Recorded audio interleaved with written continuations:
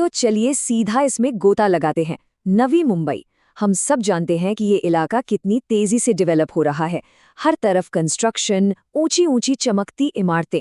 लेकिन क्या आपको पता है, इस कंक्रीट के जंगल के पीछे कुछ ऐसे खौफनाक राज दबे हैं जो सच में आम सोच से बहुत परे हैं। आज के इस एक्सप्लेनर में हम नवी मुंबई की ऐसी ही दो बेहद रहस्यमयी और पैरानॉर्मल केस फाइल्स को डिकोड करने वाले हैं। चलिए अब सीधे अपनी पहली केस फाइल पर आते हैं। केस फाइल नंबर 1, नंदिनी की अधूरी ख्वाहिश। ये कहानी शुरू होती है एक जूनियर इंजीनियर से जिसका नाम था नंदिनी।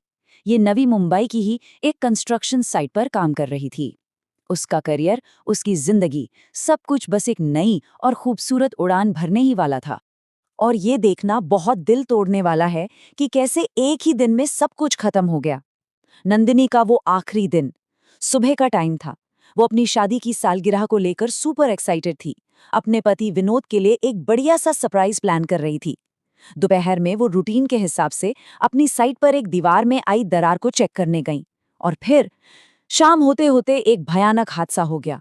ऊपर से एक बहुत भारी लोहे की रॉड गिरी और सीधे नंदिनी के शरीर के आर पार हो गई। उसकी वहीं उसी वक्त दर्दनाक मौत हो गई। लेकिन जानते हैं सबसे डरावनी बात क्या थी? इस त्रासदी का अंत उसकी मौत के साथ नहीं हुआ। वो नई बिल्डिंग बनकर पूरी तैयार हो गई। लोग वहां रहने के लिए शिफ्ट भी हो गए। पर जल्द ही वहां एक खौफनाक सिलसिला शुरू हो गया। रात के सन्नाटे में उन नए निवासियों को नंदिनी की रोने और दर्द से चीखने की आवाजें सुनाई देने लगीं। ऐसा लग रहा था मानो उसकी अशांत आत्मा उसी बिल्डिंग में कहीं फंस कर रह गई हो और वो लोगों को बुरी तरह डरा रही थी। अब कहानी में एक बहुत ही इंटरेस्टिंग मोड़ आता है। उसी बिल्डिंग में एक नई पड़ोसी रहने आई जिसका नाम था मधुलिका।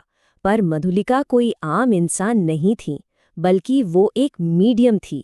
मीडियम का मतलब एक ऐसा इंसान जो आत्माओं से ना सिर्फ बात कर सकता है, बल्कि उन्हें कुछ समय के लिए अपने भौतिक शरीर यानी अपनी बॉडी में प्रवेश करने की इजाजत भी दे सकता है।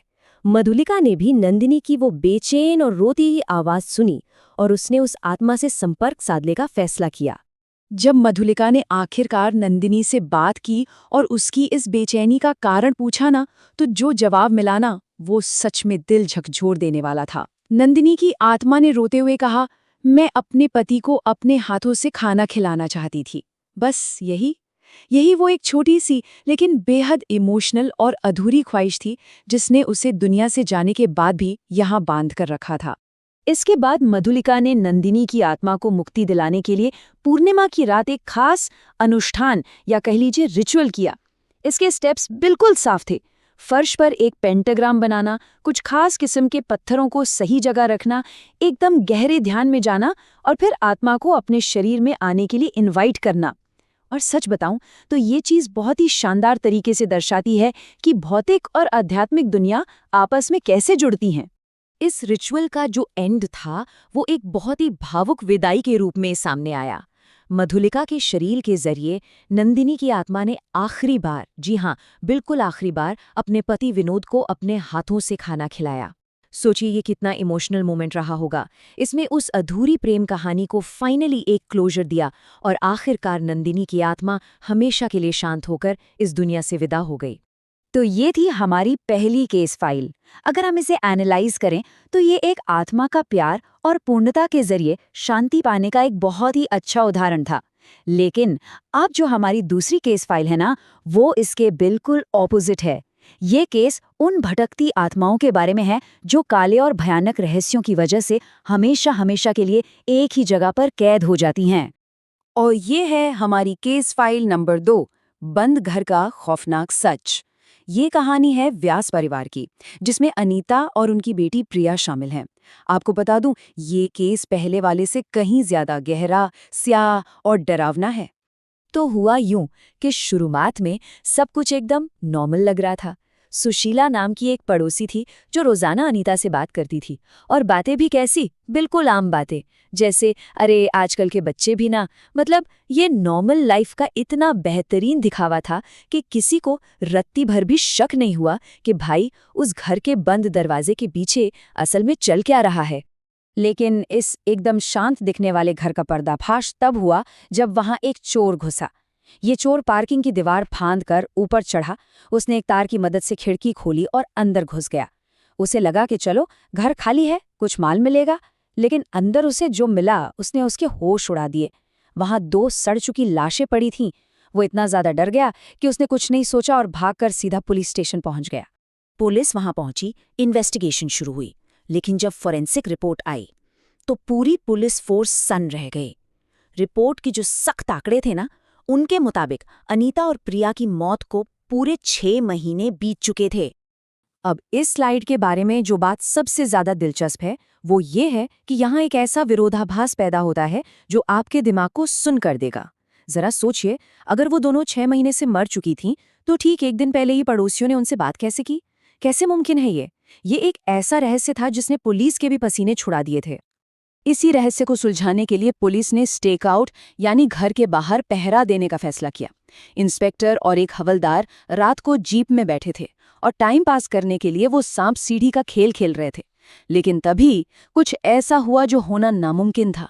वो घर बाहर से पूरी तरह से लॉक था, लेकिन अचानक अंदर की लाइट्स अपने आप ऑन हो गईं। और सिर्फ इतना ही नहीं, ताज़ी अगरबत्ती की तेज खुशबू हवा में फैलने लगी। ये सब देखकर उस हवलदार की तो वहीं बैठे बैठे डर के मारे हालत खराब हो गई और वो बेहोश हो गया। हवलदार तो बेहोश हो गया, लेकिन इंस्पेक्टर ने बड़ी हिम्मत जुटाई और वो घर का ताला तोड़कर अंदर घुसा। वहां उसने जो देखा, यकीन मानिए किसी भी आम इंसान के लिए वो नज़ारा सह पाना बहुत मुश्किल है। वो उस खौफनाक रात का एक स्पेक्ट्रल रीप्ले था। मतलब एक ऐसा भयानक दृश्य जो पास्ट में घट चुका था, लेकिन वो आत्माएं उसे बिला रुके बार बार एक लूप में दोहरा रही थी। चलिए इसे थोड़ा एनालाइज करते हैं। उस रात माँ बेटी के बीच असल में एक बहुत ही भयानक और विनाशकारी बहस हुई थी। एक तरफ थी प्रिया, जो किसी से बहुत गहराई से प्यार करती थी, वो प्रेग्नेंट थी और किसी भी कीमत पर अबॉर्शन कराने से साफ इनकार कर रही थी। दूसरी तरफ उसकी माँ अनीता थी, जो सच्चाई जानती थी कि जिस आदमी से प्रिया प्यार करती है वो 3 बार शादी कर चुका एक धोखेबाज है। अनीता को समाज में होने वाली भयंकर बदनामी का डर सता रहा था और वो तुरंत अबॉर्शन की मांग कर रही थी। ये व्यक्तिगत भावनाओं और सामाजिक दबावों के बीच एक बहुत ही सीरियस टकराव था। और इसी बहस के दौरान अनीता ने एक ऐसी बात कही जो सच में दिल दहला देने वाली थी। उसने चीखते हुए कहा, मुझे इस समाज की फिक्र है और तुम्हें इसी समाज में रहना है। अब देख रहे हैं, ये वो जानलेवा सामाजिक दबाव था जिसने एक आम सी लगने वाली घरेलू बहस को एक अकल्पनीय हिंसा में बदल दिया। और इस बहस का अंत बेहद खौफनाक था। परिवार की उस तथाकथित इज्जत को बचाने के जुनून में अनीता ने अपनी ही बेटी प्रिया को बेरहमी से चाकू घोंप दिया और फिर उसी पल हताशा और दुख के गहरे समंदर में डूबकर उसने वही खून से सना चाकू खुद के शरीर में भी उतार लिया। इंस्पेक्टर ने इस पूरी हत्या और आत्महत्या के दृश्य को अपनी आंखों के सामने भूतिया रूप में फिर से घटते हुए देखा। तो असल में यही वो स्याह और खौफनाक कारण था जिसकी वजह से वो बंद घर हमेशा हमेशा के लिए शापित हो गया। अब देखिए, नंदिनी की केस से ये कितना अलग है। नंदिनी को मुक्ति मिल गई, लेकिन इन दोनों की आत्माओं को कभी शांति नहीं मिली। वे माँ बेटी अपने ही पछतावे और सामाजिक शर्म के एक अनंत चक्र में फंस गईं और अब वो उस घर में हर रात उसी खौफनाक घटना को बिना रुके दोहराती रहती हैं। इन दोनों फाइल्स को इतनी गहराई से समझने के बाद इस एक्सप्लेनर के अंत में एक बहुत बड़ा सवाल हमारे सामने आकर खड़ा होता है। जरा सोचिए, वास्तव में ज्यादा डरावना क्या है? क्या वो अलौकिक भूत जो हमारी नई इमारतों में भटकते हैं, या फिर वो लगातार पड़ने वाला सामाजिक दबाव जो असल में इन भूतों को जन्म देता है? ये एक ऐसा विचार है जिस पर हम सभी को गहराई से सोचना चाहिए। आज के इस एक्सप्लेनर में बस इतना ही।